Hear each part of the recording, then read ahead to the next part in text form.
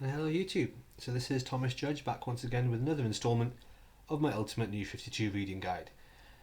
I created this by reading the entire DC New 52, that was 3,646 issues, and I have since then used that information to build a map or infographic, which is kind of a reading guide for the entire DC New 52 era. This series is the result of that, and today's video is video 9.2, The Young. Now before we go any further, I'm just going to stress that even if you think you're familiar with the New 52, you really need to go back and watch my introduction video for this series, because there's lots of terms and jargon there that I introduce, like Type P readers and volumes with a big V and things like that, that I just use as part of the common language throughout this entire series of videos, and I don't re-explain them as I go along. So if you do find yourself watching this and finding it getting a little bit confusing, I would strongly recommend you go back and watch the introduction, and the links in the description below. But with that out of the way, with no further ado, here is the Ultimate New 52 reading guide. Today's episode is episode 9.2, The Young. Now, in case you're wondering why I'm using that rather odd name, it's a title DC used to describe several of their own lines during the New 52 era. They referred to comics that didn't fit neatly into usual comic groups we've discussed, like Batman and Superman. They fit them into three thematic groups, which are broadly split into the Dark, the Young, and the Edge. I generally stick with that, although I've split some of them down and rejigged them a fair bit because, frankly, after reading them all, I think I have a better idea of what fits where and how it should have been structured. So with no further ado, let's jump right in and continue this dive into the Young part of the map. If we zoom in, there in the centre we've got Flashpoint, and the Young are actually the turquoise circles here somewhere between the Green Lantern run on the left and the Superman run below us. So I've covered a lot of this already in the last video, which dived into Teen Titans and Captain Atom and the Ravagers and Legion Lost and all that sort of stuff here. So what I'm going to do is I'm going to start off with the stuff that we left out and hopefully cover it all off today. So we're going to start here with the topmost part of the Young, which is this particular circle here. You can see it's got an image of Firestorm. So this is called Fury of Firestorm, and it ran from 2011 to 2013. It's written by Gail Simone with Ethan Van Sciver, who also contributes to the art. You might be interested to note that the series starts off with the subtitle The Nuclear Men, plural. So it's Fury of Firestorm, The Nuclear Men. Now before we dive into this, I just want to provide some forewarning to anyone who's familiar with the Firestorm character from watching shows like Flash or DC Legends of Tomorrow.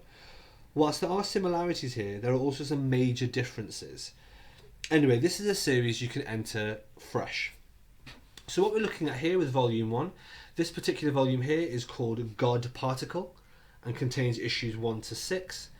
And then if we follow that line along, we've got this circle here, which is volume 2 of Fury of Firestorm, the Nuclear Men.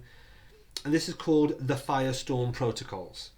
This contains issues 7 to 12 and issue 0. And whilst it does have a slight crossover with the Justice League International issues, you don't need to read any other issues than the ones included here to understand it. In other words, it's a tie-in and it works fine. Now I will stress that I really enjoyed these two trades. They depict a really interesting world with multiple firestorms, and the Firestorm Matrix occupies the same position as a weaponized virus, or WMD. It's really interesting, it's very mature, it's very intelligent, and very fun as well. DC Rebirth fans might be interested to know that this character is also involved in the Doomsday Clock Mega event, which is currently slowly unfolding in DC Rebirth right now. So that's the first two volumes. However, that line continues, and if we zoom out and go along and have a look at where that takes us, just before the Forever Evil line we have the third volume, which is called Volume 3 Takeover. Now this contains issues 13 to 20, and also it's a slight renaming. It's still called The Fury of Firestorm, but the new subtitle is Nuclear Man, singular, not Nuclear Men. And that really highlights the change to the nature of the main character. This was a much weaker trade collection. It was written by Dan Jurgens, who had taken over the series by this point, and it's one I decided not to pick up, unfortunately. The series then got cancelled, and it remained in limbo for quite some time. However, you'll notice a line coming out of this circle, so let's zoom back and let's follow that across. Well, you can see that actually there's a really long line of just nothing happening for quite a while until we even cross the convergence line. And then once we've crossed the convergence line, we get to this odd little thing I've got at the end here. Before I zoom in, I'm just going to point out that this 6-issue series called Legends of Tomorrow got released in the last year of the New 52. I suspect it's got to do with increasing popularity of the characters to do with the TV shows. Now, I'm just going to zoom in a bit. Now, I say that these 6 issues comprise the whole series, but actually each issue was over 80 pages thick and contained 4 standalone full-sized issues within it. It's a bit of an odd anthology approach, and I have no idea why DC did it. To make it an even stranger decision, when they came to collect it as trade collections, they split the issues up and produced coherent trades for each of the 4 stories. It's a bit odd, and it's kind of the same approach they took with Suicide Squad Most Wanted, which I talked about in video 2.3. So as a result, if you are going to look and try and pick these up as single issues, you're picking up something called Legends of Tomorrow, which is 4 times thicker than a normal single issue, and it'll have one of each of these issues in it. I'd recommend, either if you can't pick up all 6 Legends of Tomorrow single issues, just tracking down the trades instead. But let's have a chat through that. Here right in the centre we've got the Firestorm part of the story, which was called Divided We Fall. It was a seamless continuation of the Firestorm story, but as a result is not very good. Remember, I didn't like the 3rd trade paperback. However, if you did like the 3rd trade paperback, you should definitely check this out.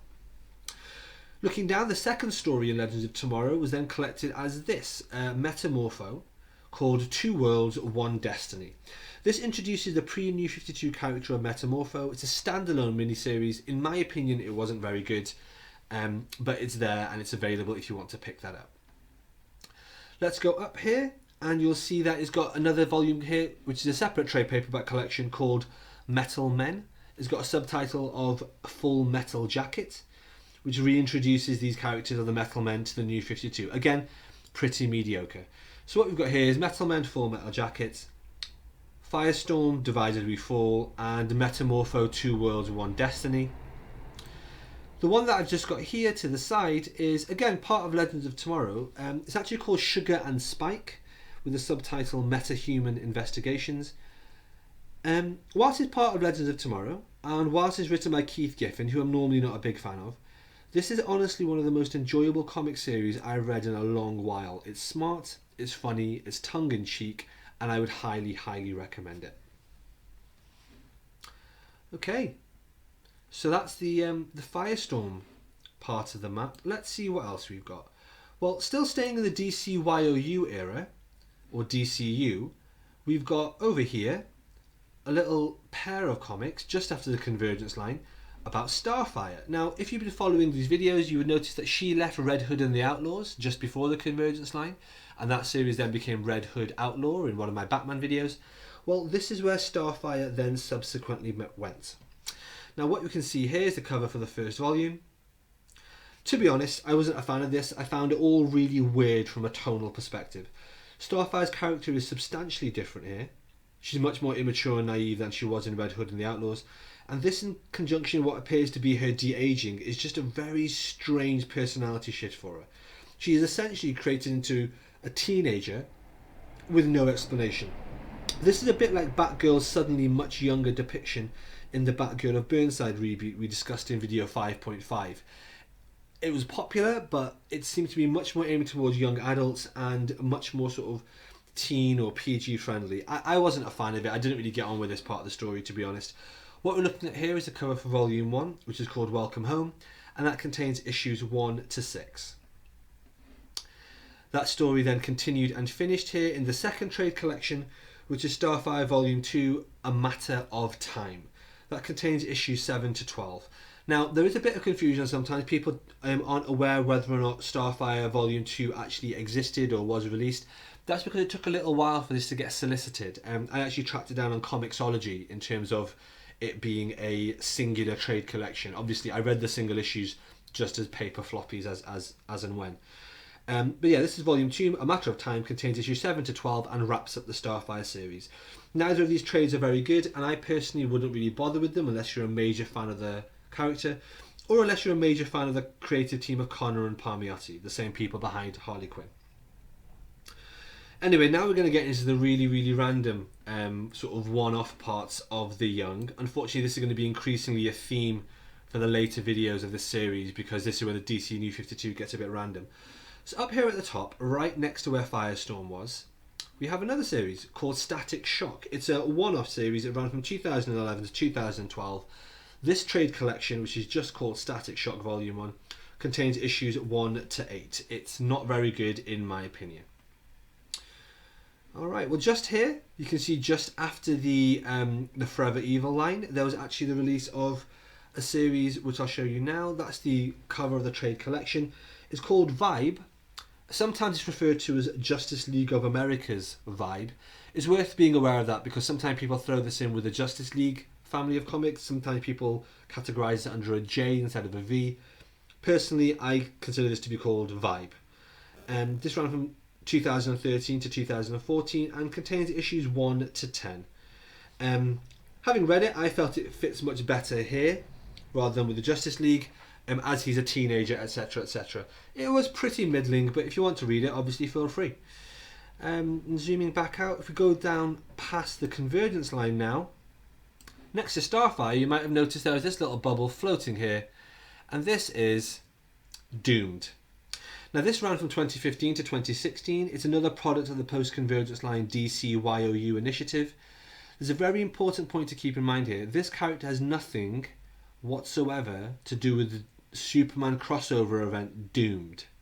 I can't stress that enough. Even though the Superman crossover event has a couple of one-off issues called Superman Doomed, the single issues called Doomed with this kind of logo has nothing to do with Superman Doomed.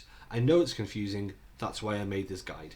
This trade collection, which of course is also called Doomed, is only available as a paperback and contains issues 1 to 6. Okay, like I said, it's all getting a bit random, and that takes us to the last part of the Young, which we will have time to cover today, which is this strange little trio of comics which is somewhere between the Forever Evil line and the Convergence line in terms of when it came out. These all came out from 2013 to 2014, so let's have a quick look here. These are actually two short-lived series. I'll talk you through them now. Both are written by Gail Simone and at the same time, and they were apparently, from what I read, meant to be thematically linked and parallel, but frankly I don't see it. They have no connection or link, but I've attached them both here simply because of their provenance and their release dates.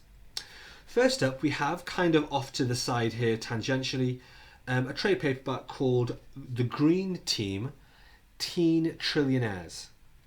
Now this ran from 2013 to 2014. It contains issues 1 to 8, which is the entirety of this series.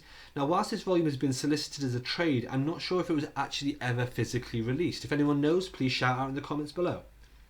Obviously I read it as single issues. This series is not very good at all. Imagine a teenage Iron Man Power Rangers team sort of thing.